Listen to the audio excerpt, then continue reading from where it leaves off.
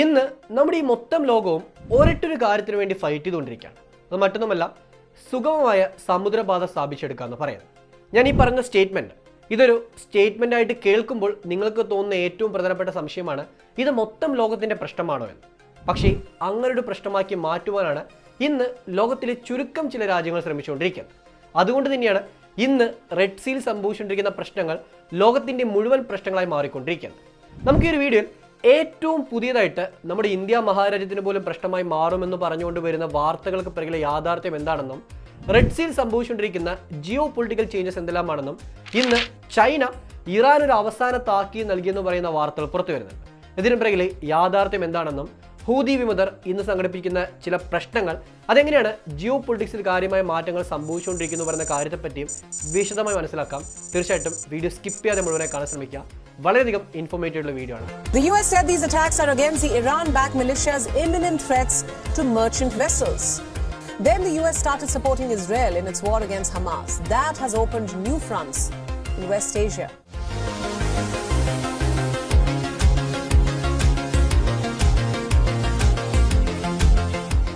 വീഡിയോയിലൂടെ നടക്കുന്നതിന് മുമ്പ് നിങ്ങൾക്കൊരു സമ്മാനം നൽകാനുണ്ട്.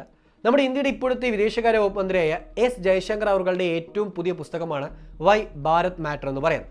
ഈ പുസ്തകത്തിൻ്റെ സവിശേഷത ഇന്ത്യ എന്ന് പറയുന്ന രാജ്യത്തിന് ഇന്ന് ലോകരാജ്യങ്ങൾ നൽകി വരുന്ന ഇമ്പോർട്ടൻസും ഇന്ത്യക്ക് ലോകവേദികളിൽ നൽകി വരുന്ന ഇമ്പോർട്ടൻസും അതിനുള്ള പ്രധാനപ്പെട്ട കാരണം എന്താണെന്ന് അദ്ദേഹത്തിൻ്റെ ഒരു പോയിന്റ് ഓഫ് വ്യൂവിൽ കറക്റ്റായിട്ട് നിങ്ങളുടെ മുമ്പിൽ എത്തിക്കുന്നു പറയുന്നതാണ്.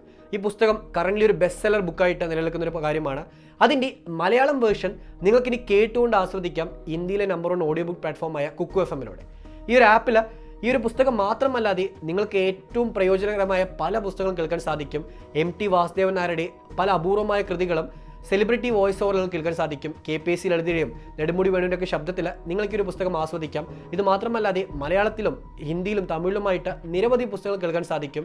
ഏറ്റവും ബെസ്റ്റ് സെല്ലർ ആയിരിക്കുന്ന എൻ്റർടൈൻമെൻറ്റ് കാറ്റഗറിയിലും സെൽഫ് ഹെൽപ്പിലും അതുപോലെ തന്നെ നിങ്ങൾക്ക് ഉപകാരപ്രദമാകുന്ന ഇത്തരം പ്രധാനപ്പെട്ട പുസ്തകങ്ങളുമെല്ലാം നിങ്ങൾക്ക് ആസ്വദിക്കാം. അതിനായിട്ട് ഒരു സ്പെഷ്യൽ ഓഫർ വരെ നൽകുന്നുണ്ട്. ഈ മാസം 31-ാം തീയതി വരെ നിങ്ങൾക്കൊരു സ്പെഷ്യൽ ഓഫർ നൽകുന്നുണ്ട്. 60% ഓഫറിൽ, അത്രയും ഡിസ്കൗണ്ടിൽ നിങ്ങൾക്ക് മന്ത്ലി ആൻഡ് ആനുവൽ പ്ലാൻ സ്വന്തമാക്കാൻ സാധിക്കും. അതായത് 39 രൂപയ്ക്ക് നിങ്ങൾക്ക് കുക്കു FM-ന്റെ സബ്സ്ക്രിപ്ഷൻ സ്വന്തമാക്കാൻ സാധിക്കും. ആ സബ്സ്ക്രിപ്ഷനിലൂടെ ഞാൻ ഈ പറഞ്ഞ പുസ്തകങ്ങളും ബാക്കിയുള്ള പല അനേകായിരം പുസ്തകങ്ങളും കേൾക്കാൻ സാധിക്കുന്നതാണ്. തീർച്ചയായിട്ടും ട്രൈ ചെയ്ത് നോക്കുക. താഴെ ഫസ്റ്റ് കമൻറ്റ് ലിങ്ക് കൊടുത്തിട്ടുണ്ട്. ഇനി ഓഫർ കഴിഞ്ഞിട്ട് ആർക്കും സബ്സ്ക്രൈബ് ചെയ്യണമെങ്കിലും അതിനുള്ള കൂപ്പൺ കോഡ് താഴെ കൊടുത്തിട്ടുണ്ട്. അപ്പോൾ നിങ്ങൾക്ക് 50% ഓഫർ ലഭിക്കും. പറ്റുന്നവരൊക്കെ ട്രൈ ചെയ്ത് നോക്കുക. വളരെയധികം ഉപകാരപ്രദമായ ഒരു ആപ്ലിക്കേഷനാണ്. നമുക്ക് ആദ്യം അറിയേണ്ടത് എന്താണ് ഈ പ്രശ്നങ്ങളുടെയെല്ലാം മൂല കാരണം എന്ന് പറയുന്നതാണ്. സിമ്പിളായി പറയണമെങ്കിൽ എന്താണ് റെഡ് സീൽ സംഭവിക്കുന്ന പ്രശ്നം എന്നതിനെപ്പറ്റി ആദ്യം അറിയേണ്ടത്. പക്ഷേ നമ്മുടെ ചാനലിൽ മുൻപ് തന്നെ ഇതിനെപ്പറ്റി ഡീറ്റെയിൽ ആയിട്ട് ഞാനൊരു വീഡിയോ ചെയ്തിട്ടുണ്ട്. അതുകൊണ്ട് ആ വീഡിയോ കാണാത്തവർക്കായിട്ട് ഞാൻ ലിങ്ക് ഇവിടെ കൊടുക്കാം. ആ വീഡിയോ കണ്ടു കഴിഞ്ഞാൽ വിശദമായിട്ട് ഇപ്പോൾ നടന്നുകൊണ്ടിരിക്കുന്ന പ്രശ്നത്തിൻ്റെ ഒരു ഡീറ്റെയിൽ ഔട്ട്ലൈൻ നിങ്ങൾക്ക് ലഭിക്കും. വളരെ സിമ്പിളായിട്ട് പറയുകയാണെങ്കിൽ ഈ പ്രശ്നത്തിൻ്റെ പ്രധാനപ്പെട്ട കാരണങ്ങളിലൊന്ന് ഇസ്രയേലും ഹമാസും തമ്മിലുള്ള സംഘർഷമാണ്. ഇസ്രായേൽ ഹമാസ് സംഘർഷം ഗാസയിൽ ശക്തമായി നടന്നുകൊണ്ടിരിക്കുന്ന ഈ ഒരു സമയത്ത് ഗാസയിലുള്ള ഇസ്രായേൽ സൈന്യത്തിൻ്റെ നീക്കത്തെ പൂർണ്ണമായിട്ടും പിൻവലിക്കണമെന്നും ഇസ്രായേൽ സൈന്യം തിരികെ ഇസ്രായേലോട്ടിനെ പോകണമെന്ന് പറയുന്ന ആവശ്യം ഉന്നയിച്ചുകൊണ്ട് യമനിലെ ഹൂതി എന്ന് പറയുന്ന വിമതരാണ് ഇന്ന് ഈ റെഡ് സീലിടെ പോകുന്ന ചരക്ക് നീക്കത്തിന് പ്രശ്നമാകുന്ന തരത്തിൽ ആ ചരക്ക് നീക്കത്തെ അട്ടിമറിക്കാനായിട്ട് വ്യാപകമായ തോതിൽ ആക്രമണം നടപ്പാക്കുന്നത്. ഈ ഒരു ആക്രമണം ഇത് നടപ്പാക്കുന്ന ഹൂതി വിമതരാണ്. അവരെ തടയാനായിട്ട് അമേരിക്ക ഒരു ടാസ്ക് ഫോഴ്സിനെ പോലും രൂപീകരിച്ചിരുന്നു. പക്ഷേ ആ ടാസ്ക് ഫോഴ്സിന് പോലും ഇന്ന് സാധ്യമായിട്ടില്ല എന്ന് പറയുന്ന കാര്യമാണ് പുറത്തു വരുന്നത്. നമുക്കിവിടെ അറിയേണ്ട ഏറ്റവും പ്രധാനപ്പെട്ട കാര്യമെന്ന് പറയുന്നത് എന്താണ് ഇപ്പോൾ ഇസ്രായേലും ഹമാസും തമ്മിൽ നടന്നുകൊണ്ടിരിക്കുന്ന പ്രശ്നമെന്നാണ്. ഏറ്റവും പുതിയ അപ്ഡേറ്റ് പ്രകാരം ഇസ്രായേൽ ഹമാസ് സംഘർഷം മേ ബി ഒരു 1 മന്തിനോടകം അവസാനിക്കുമെന്ന് പറയുന്ന ഒരു ഔദ്യോഗികമായ വിശദീകരണം ഇന്ന് പുറത്തു വരുന്നുണ്ട്. പ്രത്യേകിച്ച് പല ഇന്റർനാഷണൽ മീഡിയ റിപ്പോർട്ട് ചെയ്തൊരു കാര്യമാണ് ഈ പ്രശ്നം അവസാന ഘട്ടത്തിലോട്ട് നീങ്ങിയത്. കാരണം ഇന്ന് അമേരിക്ക, ഇസ്രായേൽ, അതുപോലെ തന്നെ ഖത്തർ, ഈജിപ്ത് തുടങ്ങിയ രാജ്യങ്ങളുടെ മധ്യസ്ഥതയിൽ ഹമാസുമായി ചർച്ച ചെയ്തുകൊണ്ട് പ്രശ്നം പരിഹരിക്കാനുള്ള നീക്കം നടപ്പാക്കുമെന്ന് പറയുന്ന വാർത്തകൾ പുറത്തു വരുന്നുണ്ട്. ഏറ്റവും കൂടുതൽ CIA-യും അതുപോലെ തന്നെ മറ്റു പല ഇന്റലിജൻസ് ഏജൻസികളുടെയും നേതാക്കന്മാർ ഔദ്യോഗികമായി യോഗം വിളിച്ചുകൊണ്ട് അവർ ഈ പ്രശ്നം പരിഹരിക്കാനായിട്ടും രമ്യമായ രീതിയിൽ ഇസ്രായേലിന്റെ ഭാഗത്ത് വന്നിരിക്കുന്ന നിബന്ധനകൾ എന്താണെന്ന് പറയുന്ന കാര്യത്തെപ്പറ്റി പരിഗണിച്ചുകൊണ്ട് ഹമാസുമായിട്ട് ചർച്ച നടത്താൻ തയ്യാറായതായിട്ടും വാർത്തകൾ വരുന്നുണ്ട്. ഹമാസിന്റെ പൊളിറ്റിക്കൽ വിങ്, അതായത് അവരുടെ ഈ രാഷ്ട്രീയ കാര്യങ്ങൾ ഇടപെടുകയും മറ്റു രാജ്യങ്ങളുമായുള്ള ചർച്ച നടത്തുകയും ചെയ്യുന്ന നേതാക്കന്മാരുണ്ട്. ഇവർ ഇപ്പോൾ നിലവിലുള്ളത് ഖത്തറിലാണ്. ഖത്തർ എന്ന് പറയുന്ന രാജ്യത്തിന്റെ ഇമ്പോർട്ടൻസ് ഇവിടെ അതുകൊണ്ടാണ് വർദ്ധിക്കുന്നത്. അതുകൊണ്ട് തന്നെ ഖത്തർ, ഈജിപ്ത് തുടങ്ങിയ 2 രാജ്യങ്ങൾ മധ്യസ്ഥ വഹിച്ചുകൊണ്ട് ഈ പ്രശ്നം പരിഹരിക്കാൻ ശ്രമിക്കുന്നു പറയുന്ന വാർത്ത ഇന്ന് പുറത്തു വരുന്നത്. പക്ഷേ ഇവിടെയാണ് ഇന്ന് വന്നുകൊണ്ടിരിക്കുന്ന മറ്റു പല പ്രശ്നങ്ങളും അതിന് പിറകിലെ യാഥാർത്ഥ്യങ്ങളും നമുക്ക് വലിയൊരു ബൃഹത്തായ ചിത്രം തുറന്ന് കാണിക്കുന്നത്. അത് മറ്റൊന്നുമല്ല, ഇസ്രായേൽ നടപ്പാക്കുന്ന ക്രൂരകൃത്യം എന്താണെന്ന് പറയുന്ന കാര്യം. പ്രത്യേകിച്ച് ഇന്ന് ഹമാസിന്റെ കൺട്രോൾ ഉണ്ടായിരുന്ന ഗാസ കംപ്ലീറ്റ് ആയിട്ടും ഇസ്രായേൽ സൈന്യം പ്രവേശിച്ച് അവിടെ മൊത്തത്തിൽ തന്നെ അവരുടെ search and ride operation conduct ചെയ്യുന്നുണ്ട്. അതിൽ ഏറ്റവും പുതിയ വാർത്തകൾ പ്രകാരം 25,000-ഓളം വരുന്ന സാധാരണക്കാർ കൊല്ലപ്പെട്ടിരിക്കാമെന്ന് പറയുന്ന ഔദ്യോഗികമായ കണക്ക് പുറത്തു വരുന്നുണ്ട്. ഇന്ന് ഇന്റർനാഷണൽ കോർട്ട് ഓഫ് ജസ്റ്റിസിൽ പോലും ഇസ്രായേൽ നടപ്പാക്കുന്ന നീക്കങ്ങൾ ഒരു വംശഹത്യയായിട്ട് മാറുന്നു പറയുന്ന കാര്യത്തെപ്പറ്റി കൃത്യമായി സൂചിപ്പിച്ചത് കാണാൻ സാധിക്കും. അതുകൊണ്ട് തന്നെയാണ് ഇന്ന് ഇസ്രായേലിലെ നീക്കങ്ങൾ പൂർണ്ണമായിട്ടും അവസാനിപ്പിക്കണമെന്ന് പറയുന്ന ആവശ്യം ഇന്റർനാഷണൽ ലെവലിൽ ശക്തമായി ഉയർന്നു വരുന്നത്. ഏറ്റവും ഒടുവിൽ ഇന്റർനാഷണൽ കോർട്ട് ഓഫ് ജസ്റ്റിസിൽ സൗത്ത് ആഫ്രിക്ക സമർപ്പിച്ച ഒരു ഹർജിയുടെ ഭാഗമായിട്ടായിരുന്നു അവിടുത്തെ കോടതിയുടെ ഭാഗത്ത് നിന്ന് ആദ്യഘട്ടമായിരിക്കുന്ന വിചാരണയുടെ ഒരു ഔദ്യോഗികമായിരിക്കുന്ന വിവരം പുറത്തു വന്നിരിക്കുന്നത്. ആ കോടതി പറഞ്ഞത് ഈ പ്രശ്നം അതൊരു വംശഹത്യയായിട്ട് മാറാൻ പാടില്ലെന്നും അതൊരു ജനസൈഡായിട്ട് മാറുന്നതിന് മുമ്പ് തന്നെ പ്രശ്നം പരിഹരിക്കാൻ ശ്രമിക്കാനായിട്ടും ഇസ്രായേലിന്റെ ഭാഗത്ത് നിന്ന് അതിനുള്ള അഗ്രസീവ് ആക്ഷൻ ഉണ്ടാകാൻ പാടില്ലെന്ന് ശക്തമായ ഒരു താക്കീത് നൽകിക്കഴിഞ്ഞു. പക്ഷേ ഇതിൻ്റെ ഫൈനൽ വെർഡിക്റ്റ്, ആ ഫൈനൽ അവസാന വിധി വരുന്നത് വരെ ഇസ്രായേലിന് കാര്യമായ പ്രശ്നങ്ങൾ പൊളിറ്റിക്കലി ഫേസ് ചെയ്യേണ്ടി വരുന്ന കാര്യത്തെപ്പറ്റിയും ഇവിടെ മനസ്സിലാക്കാൻ സാധിക്കും. അതാണ് ഈ മൊത്തം ഇന്റർനാഷണൽ കോർട്ട് ഓഫ് ജസ്റ്റിസിന്റെ ഫംഗ്ഷനിങ് എന്ന് പറയുന്നത്.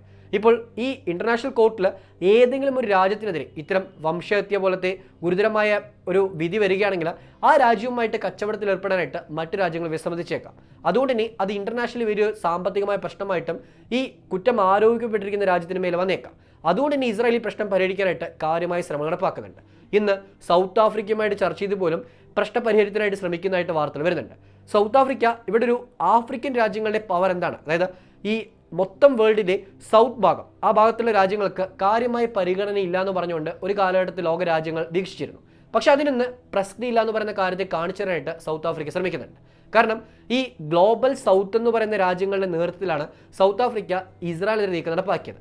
അതുകൊണ്ട് തന്നെ ഇസ്രായേലിനെതിരെ സൗത്ത് ആഫ്രിക്ക സമർപ്പിച്ച ആ ഒരു കേസ് അതിന്ന് ഇന്റർനാഷണലി ശ്രദ്ധ നേടാനും ആഫ്രിക്കയുടെയും ഗ്ലോബൽ സൗത്തിൻ്റെയും പ്രസൻസ് ലോകവേദികൾ ശക്തമാക്കി മാറ്റുവാനും കാരണമാകുമെന്ന് മനസ്സിലാക്കാൻ സാധിക്കും.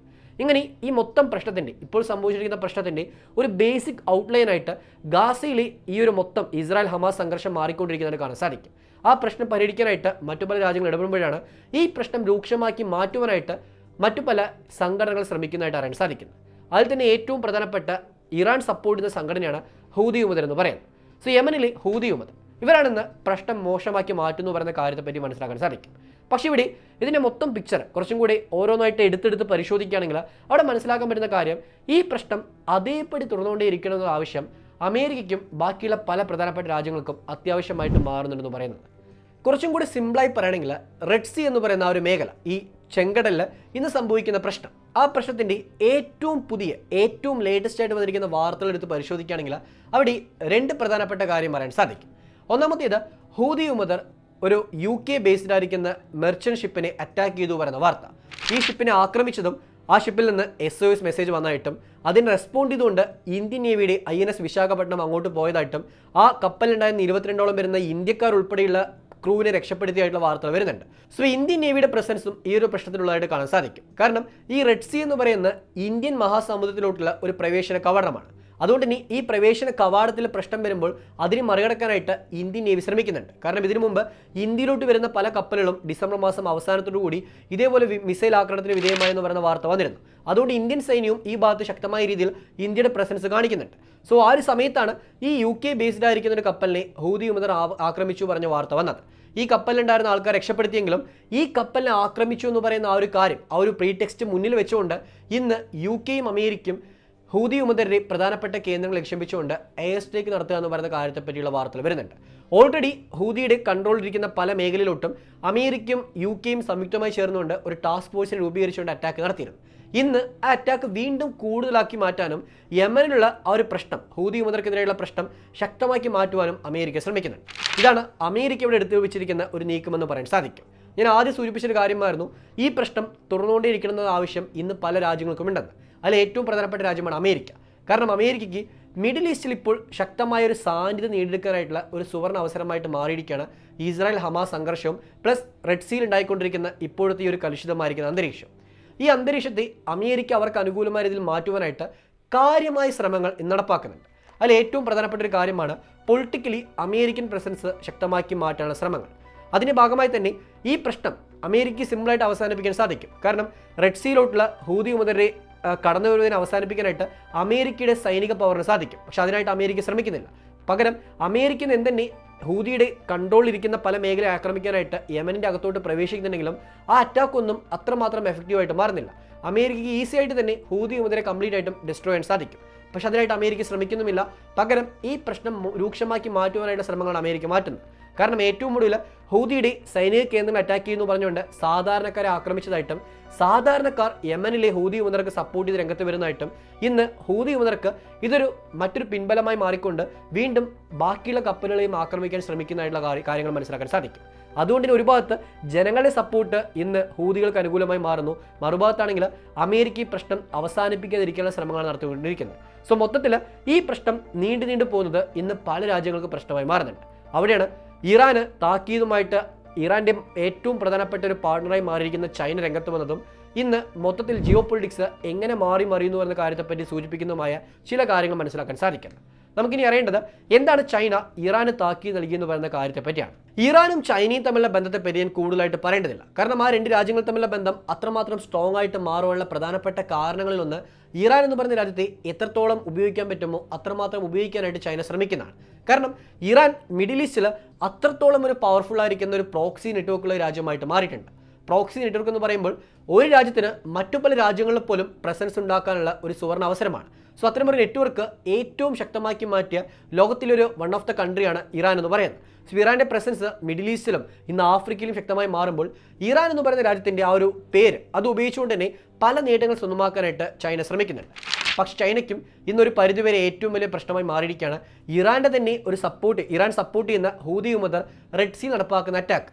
കാരണം ഈ റെഡ് സീയിലൂടെയുള്ള അറ്റാക്ക് മൂലം ഈ ഭാഗത്തൂടെയുള്ള കപ്പലുകളുടെ നീക്കവും ചരക്ക് നീക്കവും അങ്ങോട്ടുള്ള കപ്പലുകളുടെ ട്രാൻസ്പോർട്ടേഷനും ഇൻഷുറൻസും അതിനുള്ള ചാർജും എല്ലാം റോക്കറ്റ് പോലെ ഉയർന്നുകൊണ്ടിരിക്കുകയാണ്. ഏറ്റവും ഒടുവിൽ കഴിഞ്ഞൊരു ഒരാഴ്ചയായിട്ട് തന്നെ ഒരു വസ്തുവിന് ട്രാൻസ്പോർട്ട് ചെയ്യാനായിട്ട് $1000 ഉണ്ടായത് ഇന്ന് $5000 ഉയർന്നതായിട്ടുള്ള വാർത്തകൾ വരുന്നുണ്ട്. സോ അത്രമാത്രം തുക, അത്രയും ഒരു ഇൻക്രീസ് അവിടെ കാണാൻ സാധിക്കും. ഈ നമ്പേഴ്സ് കൂടുന്തോറും അത് ഏറ്റവും വലിയ ആശങ്കയായിട്ട് മാറുന്നത് ചൈനയ്ക്കുമാണ്. കാരണം ഏഷ്യ എന്ന് പറയുന്ന ഭൂഖണ്ഡത്തിലോട്ട് ഈ ചരക്ക് നീക്കത്തിലോട്ട് ഏറ്റവും കൂടുതൽ ഫോക്കസ് ചെയ്യുന്ന രാജ്യമാണ് ചൈന. ചൈനയാണ് ഈ ചരക്ക് നീക്കം ഏഷ്യയിൽ ഏറ്റവും ഫാസ്റ്റായിട്ടും ഏറ്റവും വേഗത്തിൽ നടപ്പാക്കാൻ ശ്രമിക്കുന്നത്. അതുകൊണ്ട് തന്നെ ചൈനയ്ക്ക് ഈ ഭാഗത്തുകൂടിയുള്ള ചരക്ക് നീക്കം സ്തംഭിച്ചത് മൂലം ഇന്ന് ആഫ്രിക്ക ചുറ്റി ഈ ഗുഡ് ഹോപ്പ് മുനമ്പ് വഴി വീണ്ടും ഇന്ത്യൻ ഓഷ്യനിലോട്ട് പ്രവേശിച്ചിട്ട് വേണം ചൈനയുടെ ഭാഗത്തോട്ട് എത്താനായിട്ട്. അങ്ങനെ വരുമ്പോൾ അവർക്ക് കാര്യമായ ഒരു എക്സ്പെൻസ് അവിടെ വരുന്നുണ്ട്. ഈ എക്സ്പെൻസ് ഓട്ടോമാറ്റിക്കലി കൊണ്ടുവരുന്ന പ്രൊഡക്റ്റിലും ബാധിച്ചേക്കാം. അങ്ങനെ അവരുടെ അകത്തുള്ള വിലക്കയറ്റത്തിന് പോലും കാരണമായിട്ട് ഇത് മാറുന്നു പറയുന്നൊരു കാര്യം ചൈനീസ് എക്കോണമിയെ കാര്യമായി ബാധിച്ചിട്ടുണ്ട്. ഏറ്റവും കൂടുതൽ സിമ്പിളായി മനസ്സിലാക്കണമെങ്കിൽ അമേരിക്ക പിന്തള്ളി 1ാം സ്ഥാനത്തോട്ട് ഗ്ലോബലി ഏറ്റവും വലിയൊരു GDP ഉള്ള രാജ്യമായിട്ട് ചൈന മാറുമെന്ന് പറയുന്ന പ്രവചനങ്ങൾ കഴിഞ്ഞ വർഷം വന്നാണ്. ഇന്ന് ആ പ്രവചനം വീണ്ടും സ്റ്റോപ്പ് ചെയ്തിരിക്കുകയാണ്. അതായത് ചൈന ഈ ഒരു വർഷം അമേരിക്ക പിന്തള്ളില്ല എന്ന് പറയുന്ന കാര്യമാണ് ഔദ്യോഗികമായിട്ട് വരുന്നത്. കാരണം ചൈനീസ് എക്കോണമി ഏറ്റവും കൂടുതൽ ബാധിക്കുന്ന ഒരു പ്രശ്നമായിട്ട് ലോകത്തിൻ്റെ പല കോണുകളിൽ സംഭവിച്ചുകൊണ്ടിരിക്കുന്ന യുദ്ധങ്ങൾ മാറിക്കൊണ്ടിരിക്കുകയാണ്. സോ ചൈനയും ഈ ഒരു യുദ്ധത്തിൽ ഈ ഒരു പ്രശ്നത്തിൽ അവരുടെ ഭാഗത്തുള്ള എതിർപ്പ് അറിയിച്ചുകൊണ്ടിരിക്കുന്നുണ്ട്. ഏറ്റവും കൂടുതൽ അമേരിക്കയ്ക്ക് ഈ ഒരു പ്രശ്നം അവസാനിപ്പിക്കാൻ സാധിക്കില്ലെങ്കിൽ ഞങ്ങളോട് പറയും, അല്ലെങ്കിൽ ഞങ്ങളുമായിട്ട് സംസാരിച്ച് നമുക്ക് ഒരുമിച്ച് ഈ പ്രശ്നം അവസാനിപ്പിക്കാൻ ശ്രമിക്കാമെന്ന് പറഞ്ഞുകൊണ്ട് അമേരിക്കയോട് ചൈന ഒരു കാര്യം ആവശ്യപ്പെട്ടിട്ടുണ്ട്. അതേ സമയത്തിനാണ് ഇറാനുമായിട്ടും ചൈന പറഞ്ഞിരിക്കുന്ന കാര്യം ഹൂതികളോട് സംസാരിച്ച് ഈ പ്രശ്നം അവസാനിപ്പിക്കാനായിട്ട് എത്രയും പെട്ടെന്ന് ശ്രമിക്കണമെന്ന്. കാരണം ഇറാൻ പറഞ്ഞാൽ കേൾക്കുന്ന ഒരു ഗ്രൂപ്പാണ് ഈ ഒരു ഹൂതി വിമതർ.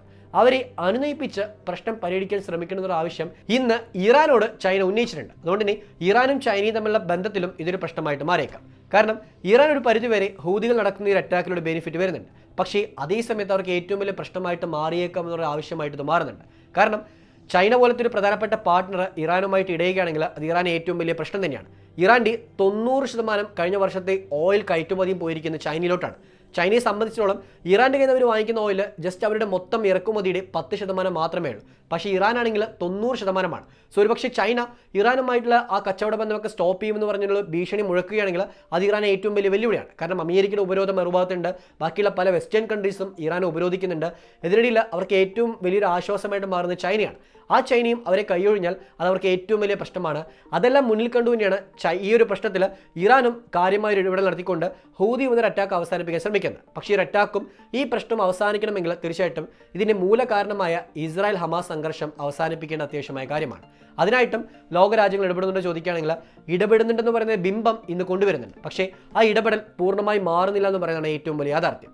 കാരണം ഈ ലോകരാജ്യങ്ങൾക്കെല്ലാം ഇവരുടെ എല്ലാം പൊളിറ്റിക്കൽ ബെനിഫിറ്റ് ആയിട്ട് മാറുന്ന അവരുടെ അധികാരം, ആരാണോ ആ രാജ്യത്ത് ഭരിക്കുന്നത് അവർക്ക് അധികാരം നിലനിർത്താനായിട്ട് അതൊരു അവസരമാണ്. ആ അവസരം ഒരിക്കലും ഒഴിവാക്കാനോ അത് പാഴാക്കാനോ അവർ ശ്രമിക്കില്ല.